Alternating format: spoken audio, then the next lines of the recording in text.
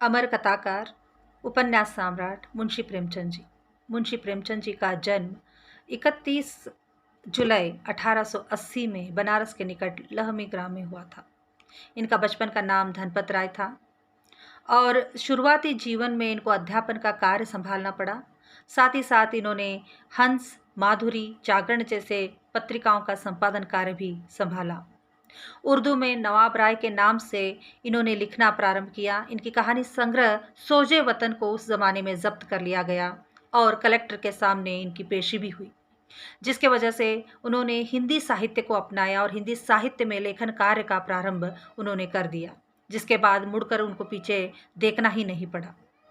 इन्होंने 300 से भी अधिक कहानियाँ लिखी है और उसमें जिसमें बड़े घर की बेटी, बड़े भाई साहब, फूस की एक रात, कफन आदि संकलित है।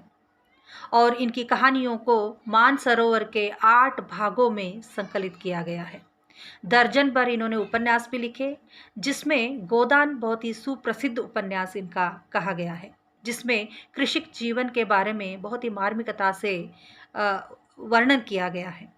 सेवा सदन से उनको शुरुआती प्रसिद्धि तो मिली, जिसमें वेश्याओं की समस्याओं का चित्रण है और उसका समाधान भी उसमें दिया गया है।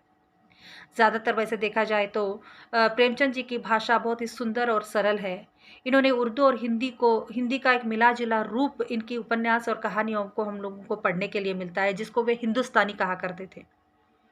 एक छोटे से बच्चे से लेकर बड़े बूढ़ों तक भी इसे इन कहानियों को, उपन्यासों को बहुत आसानी से पढ़ लिख सकते हैं। इन्होंने अपनी कहानियों में जाति प्रथा, भेदभाव, अस्पृश्यता, वर्ण आडंबर के बारे में खुलासा किया है और हमेशा इनके कहानियों में या उपन्यासों में छोटे से छोटे पात्रों से लेकर बड़े से बड़े पात्रों तक के दर्शन हम लोगों को हो जाते हैं, जिसमें एक दुकानदार भी है, एक नाई भी है, एक घर की मालकिन भी है, घर की नौकर भी है।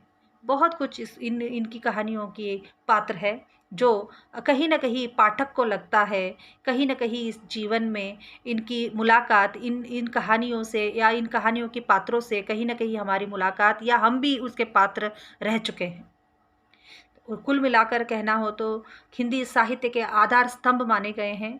कहानी और उपन्यास के मुहावरे को बदल के रख देने वाले मुंशी प्रेमचंद जी सच में हिंदी के उपन्यास सम्राट ही है। बहुत बहुत धन्यवाद।